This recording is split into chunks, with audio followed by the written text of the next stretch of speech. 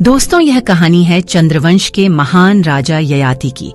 राजा ययाति चंद्रवंश के प्रतापी राजा थे। उनका विवाह असुर गुरु शुक्राचार्य की पुत्री देवयानी से हुआ। देवयानी सुंदर, शिक्षित और स्वाभिमानी थी, लेकिन इस विवाह के साथ ही राजा ययाति के जीवन में एक ऐसी घटना घटी जिसने उनकी पूरी जिंदगी बदल दी। एक दिन असुर गुरु शुक्राचार्य की पुत्री देवयानी और असुर राजा वृषपर्वा की पुत्री शर्मिष्ठा नदी किनारे स्नान कर रही थीं। स्नान के बाद शर्मिष्ठा ने गलती से देवयानी के वस्त्र पहन लिए। यह देखकर देवयानी क्रोधित हो उठी। तुमने मेरे कपड़े कैसे पहन लिए? देवयानी ने गुस्से में कहा। शर्मिष्ठा भी कम नहीं थी। उन्होंने जवाब दिया, तुम्हारी हिम्मत कैसे हुई मुझसे ऐसे बात करने की? मैं एक राजा की पुत्री हूं। दोनों के बीच बहस बढ़ गई और शर्मिष्ठा ने देवयानी का अपमान कर दिया। आहत देवयानी अपने पिता शुक्राचार्य के पास गईं और अपनी व्यथा सुनाई। शुक्राचार्य ने देवयानी को दिलासा देते हुए कहा, बेटी, अब शर्मिष्ठा को तुम्हारी सेवा करनी होगी। शुक्राचार्य ने असुर राजा वृषपर्वा को चेतावनी दी कि अगर शर्मिष्ठा ने देवयानी की सेवा नहीं की तो वह असुरों की सहायता करना बंद कर देंगे। मजबूर होकर वृषपर्वा ने शर्मिष्ठा को देवयानी की दासी बनने का आदेश दिया। कुछ समय बाद राजा ययाति जंगल में शिकार करने गए। वहीं उनकी मुलाकात देवयानी से हुई। देवयानी ने अपने साथ हुए अन्याय की पूरी बात ययाति को सुनाई। ययाति को देवयानी की सुंदरता और सच्चाई से प्रेम हो गया। उन्होंने देवयानी से विवाह कर लिया और उन्हें अपने महल में ले आए।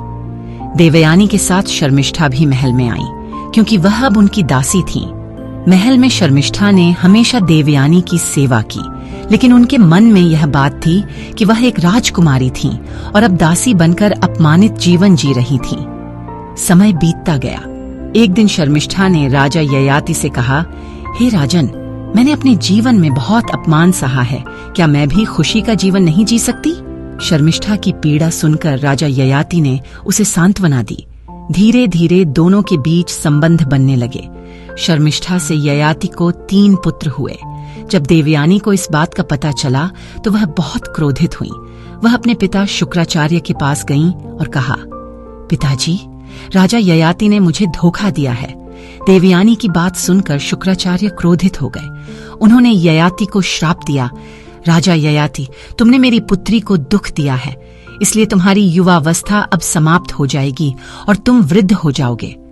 श्राप के कारण ययाति तुरंत वृद्ध हो गए। उनके शरीर में ताकत खत्म हो गई और वह पूरी तरह से बूढ़े लगने लगे।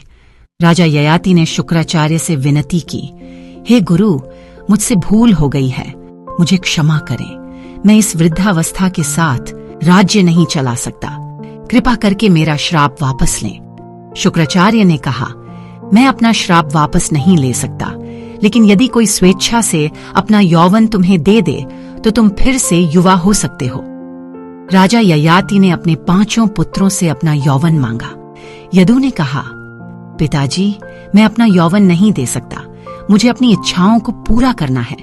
दुर्वसु ने कहा, पिताजी, मैं अभी युवा हूं और अपना जीवन जीना चाहता हूं। अनु और द्रोह्यु ने भी मना कर दिया। 4 पुत्रों के इनकार से ययाति को गहरा दुख हुआ। उन्होंने सोचा कि उनके पुत्र उनके लिए अपना यौवन नहीं त्याग सकते, लेकिन जब ययाति ने सबसे छोटे पुत्र पुरु से पूछा तो पुरु ने कहा, पिताजी, यदि मेरा यौवन आपको खुशी और राज्य चलाने की शक्ति दे सकता है तो मैं इसे आपके लिए त्यागने को तैयार हूं। पुरु के त्याग के बाद ययाति फिर से युवा हो गए। उन्होंने अपनी इच्छाओं को पूरा करने के लिए भोग विलास का जीवन शुरू किया। ययाति ने सोच रखा था कि जब उनकी इच्छाएं पूरी हो जाएंगी तब वे शांति प्राप्त करेंगे, लेकिन ऐसा नहीं हुआ। जितना अधिक उन्होंने वासनाओं का पीछा किया, उतनी ही उनकी लालसा बढ़ती गई। एक दिन ययाति ने महसूस किया कि इच्छाओं का अंत कभी नहीं हो सकता।